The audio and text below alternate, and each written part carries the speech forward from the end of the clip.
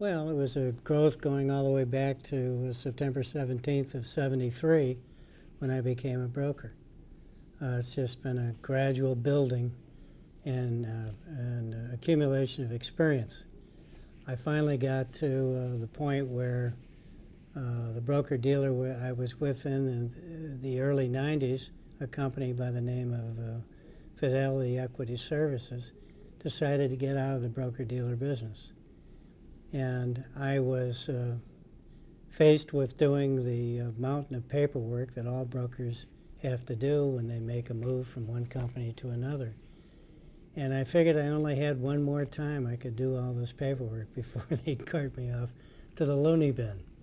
So as a result of that, I opened my own broker-dealer on May 3rd of 1995 when I submitted my application and check to the NESD to formally request the setting up of Moloney Securities Co. Inc.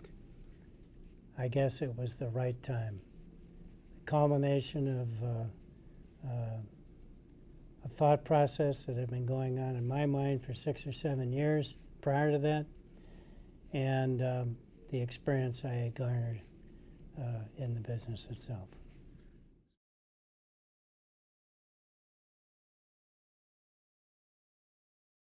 We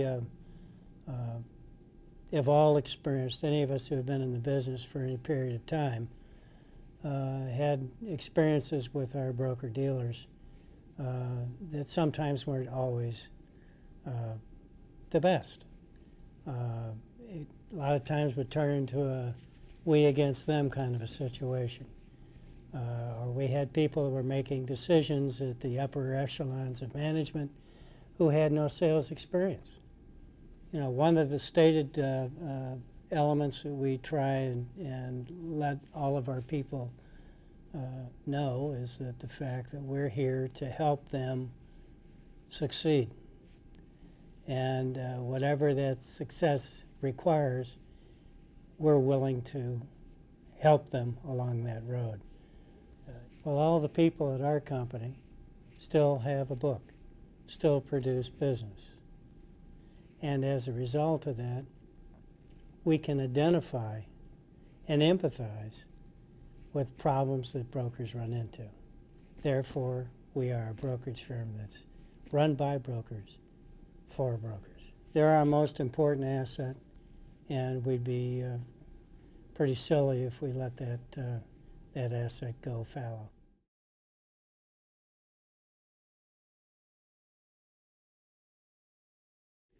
Well, there's only really one category left. You know that the executions have been commoditized.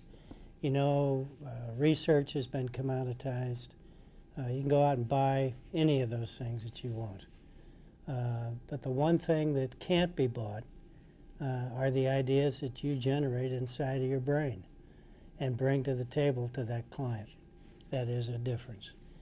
And I think the brokers that have recognized that over the years have prospered, and those that haven't have kind of fallen by the wayside.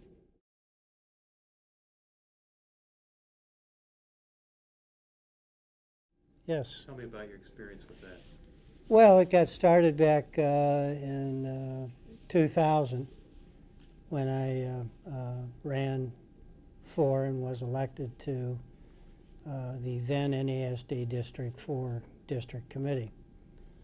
But I've done a lot of work with the NESD, a lot of work with FINRA, a lot of work with the old SIA, now SIFMA, the Securities Industry Financial Markets Association, and the FSI. It brings a lot of very important tools to the broker-dealer as you try and run your business. Many reasons, but three that pop up in my mind. Two of them are altruistic, one of them's realistic. The altruistic ones, I enjoy giving back to the industry that's fed me over the last 36 years. And as far as Another altruistic reason, it's a lot better to help shape policy than be shaped by it. And for the realistic one, you get a vantage point that's unequaled in this industry. You have the ability to be ahead of the curve, look over the horizon, so that you can see things coming, which gives you the opportunity, as it relates to your own broker-dealer, to prepare, get ready for, and most efficiently accept things of change that are coming.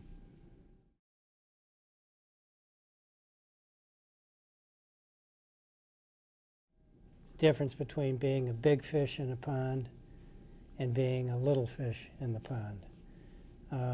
If you're with a big firm and there's a possibility for you to be a little fish, you become more of a number, more of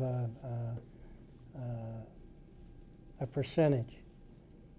But when you're associated with a small firm, you have opportunities there to make yourself heard, to get your ideas up front where they can be looked at by people that can do something with them. That's probably the big change between a big firm and a small firm. But there's no doubt if every broker should be looking at what he likes or dislikes relative to the culture of the firm they're with. Every broker should be looking at any potential shortcomings of the firm he's with at this point. Is there something they'd like to see changed? And I think without a doubt it's getting tougher and tougher to find broker-dealers which basically align and think the way we do. As an example, most of the larger firms think that the clients belong to the firm. We don't. We happen to think that the client belongs to the broker. And whatever the broker brings into us or develops while he's here with us, if for some reason they were to leave and go somewhere else, the business goes with them. If you believe like I do and that the only assets you really have are your people, and that's true not only in this industry, but any industry really, but particularly in this industry, it's the only asset you've got. Why wouldn't you spend money to make that asset more worthwhile, more cost efficient, more management oriented, more customer oriented, more from a financial planning side? There's all sorts of little things that can be added on to the personal growth of that individual, which won't eat into their independence. We're not shoving anything down anybody's throat. We just offer it and make it available, and we're willing to sink our money into it because we feel that it's good for them, it's good for their clients, and it's good for the company. Life's tough enough. We all have to get along together in order to succeed in what we're trying to do. But I think, without a doubt, there's a story I used to tell, which I won't get into at this juncture. But basically, the business is built on like a three-legged chair. If the company makes money, the broker makes money, and the client makes money, then all people are covered. And I think that's your best formula for success. This is the last bastion of the oral contract. Billions of shares trade every day on nothing but the spoken word.